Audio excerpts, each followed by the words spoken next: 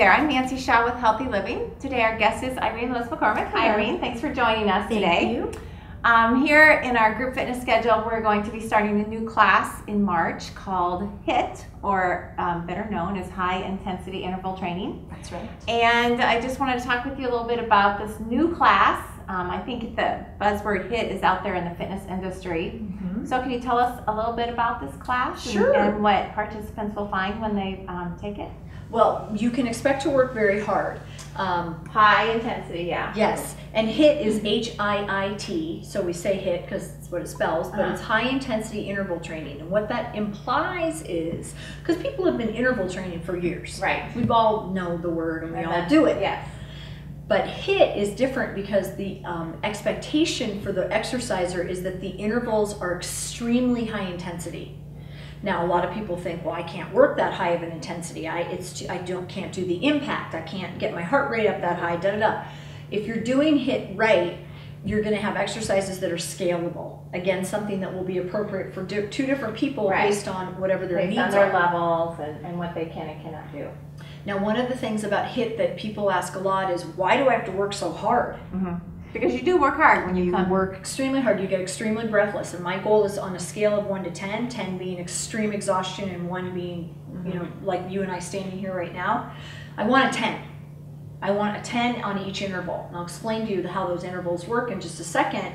There's a couple different formats, and Tabata is one of the HIIT formats that we're using a lot right now. Yes, and we are doing a lot of Tabata training here. A lot of instructors are doing Tabata, and there's a few characteristics and qualities about Tabata, but one of the reasons Tabata is so effective is because for years we've focused on the amount of calories that we spend during exercise, which is not very much.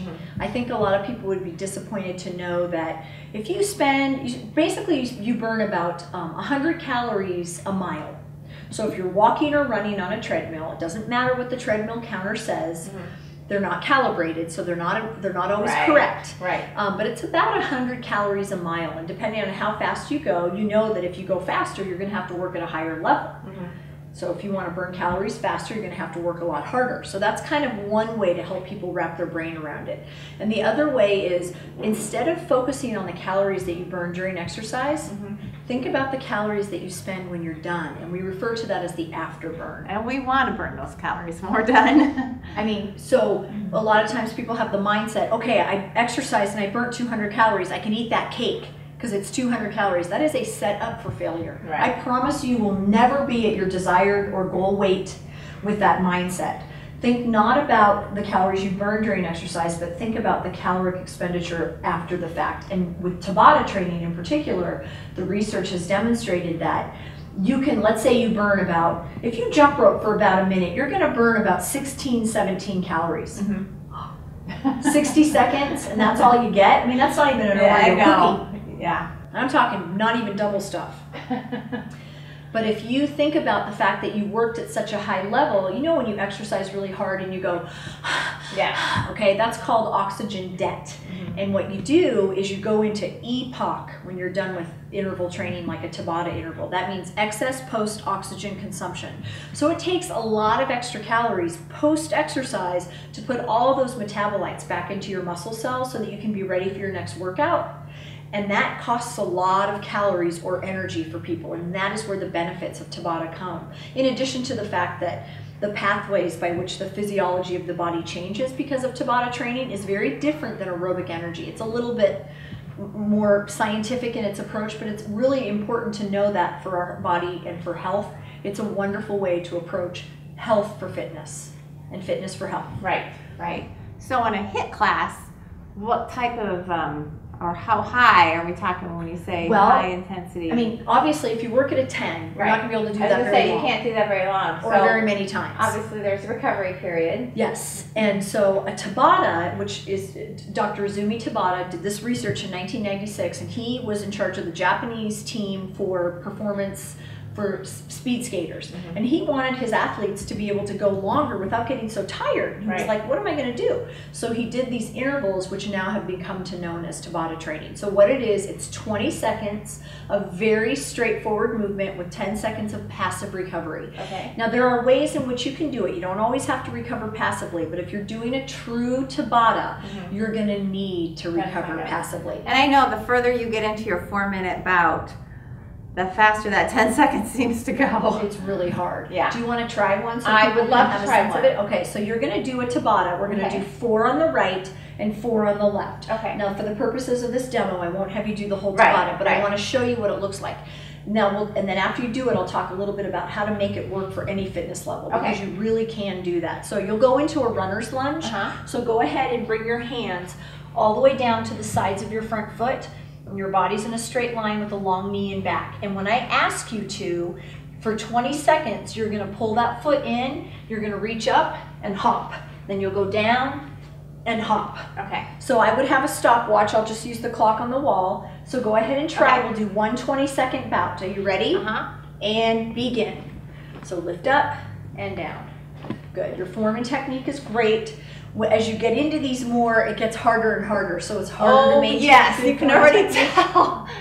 One of the reasons you have 10 seconds that this is referred to as a Tabata is because it's an immediate hit, meaning that you immediately realize that you're working super hard. It's also a simple movement that incorporates lots of major muscles in your body. And finish. Now you get to rest for 10 seconds. So can you imagine if I had you do 4 of those on the right leg and 4 of those on the left leg? 20 seconds of work, 10 seconds of dying by the time, I'm sure. You get into, you get into oxygen debt, and then over the course of the next anywhere between 12 to 24 hours, depending on who you are in oxygen debt to a point where you're in EPOC. So that's where you have that excess post-oxygen consumption. You need to burn a lot of extra calories. So that's a true Tabata. Another Tabata I like to do that's appropriate for a lot of people. Did you notice in that one that you jumped up like that? Yes. Okay, not everybody can jump up like that. Right. Not everybody can reach their arms above their head. They have shoulder issues, etc. So you can go down and come up and just lift your knee. You can just reach your arms out. You don't have to bring your arms above your head. And when you first start doing Tabatas, you're probably not going to be very good at them. And so you just can slow down the process and do what your body can do in the amount of time given. So exactly. And it's amazing because it's exciting actually, because you'll see yourself getting better. Over the course of maybe 2 to 4 weeks, you'll say, oh my gosh, I'm really getting better at these things. And you will. So in an hour class, how many of those would you be able to do? I can only get away with my participants 2 to 3 true Tabatas. Now, because I still want to do Tabatas, and I know they can't do more than 2 or 3 of those types. Well, there's all kinds of movements you can pick, but they're really hard. I do what are called Tabata types. So I do movement using the same Tabata timing, but the exercises are different. So for example, I'll have them do a chop. So they'll start right here at their shoulder, and they'll bring their hand right out to their knee, and that's the move. So for 20 seconds, they'll do this, just crossing the midline of your body. If you want to work harder, you can add a hop. Jump, And if you don't want to add that jump because it's not right for you, you just don't do that. And we just switch to the other side, and I might add in a different move, maybe like a twist or something like that, just for variety. When exercises are really hard, people tend to dread them.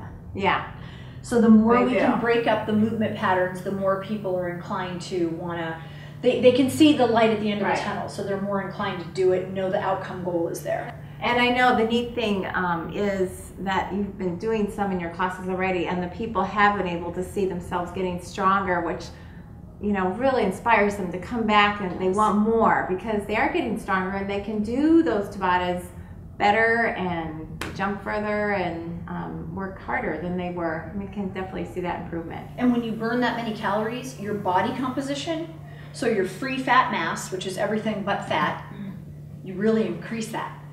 So you lose fat, you gain muscle, people are more successful. I can't always do Tabata, so sometimes I do the hard, harder, hardest method. And what that is 40 seconds of easy movement. It's not easy, we call it hard. It's movement.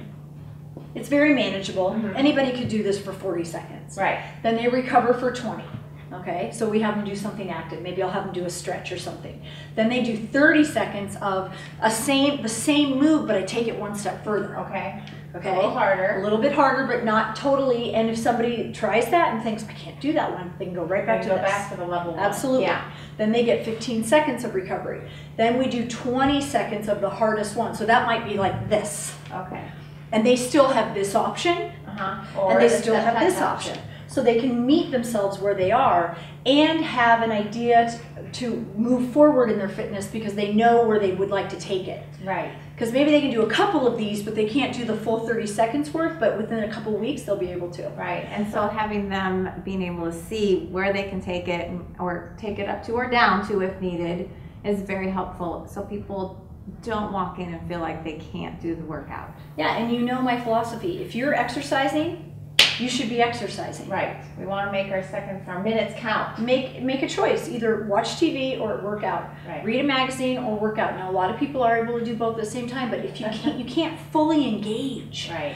So make your workouts shorter, make them more intense, really devote your time, be present in the workout, and then you can walk away and enjoy your life. And the high intensity really helps, so people can make it a shorter time, but they can go in, work hard, do those intervals, and then leave, and it's so important. And they're still burning after they leave. They are still that's the magic of it. That's what's so wonderful about for women over 40 in particular. Yes, yes. Really beneficial. Well, we're going to be starting the HIIT class on Mondays at 5:30, and that will run all the way through spring and summer, and we're excited to have you teach the class. So love teaching that class. It's so rewarding as an instructor because people really do improve, and I see them. I watch them, and they really like it, and they come back week after week after week, and they because they're motivated. Hard. They see themselves changing, and they're like, "Oh my gosh, I'm getting more fit. I can't believe I really am getting more fit." Yes. Yes. So it's really rewarding. Really encouraging. Yes. So if you'd like more information on HIIT, our HIIT training class, or any of our group fitness classes, you can give us a call at 239-5350 or check out all our programs online at amesparkrec.org. Awesome. And thank you so much for joining us and You're teaching welcome. us about this HIIT workout that we'll be starting. And I'm Nancy Shaw with Healthy Living, and remember, it's never too late to get fit.